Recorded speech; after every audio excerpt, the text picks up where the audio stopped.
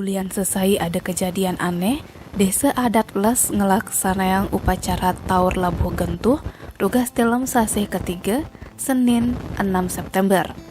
Kalian desa adat les Imade Adiar tenyeritang, Taur Labuh Gentuh ini terakhir kelaksanayang sube pitung dasa tiban, sawetara tahun 1951. Jani marebuin kelaksanayang, ulian ada kejadian aneh di les. Cara anak ngalain ngulah pati, ada mayat kampeh di wewidangan les. Gitu masih ada kejadian gamia gamane, anak masanggame ngajak ubuan. Maimbuh ada gering COVID-19 ane subuh hampir duang tiban. Entu mekade pelemahane dadi cemer.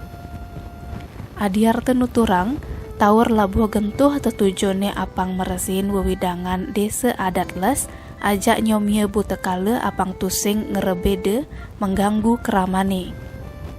Upacara buteyatnya ne anggung sekancan beburon mebatis dadue, ajak wewalungan mebatis papat. Cara siap, angse, bebek, ada masih kambing, sampilan kebu.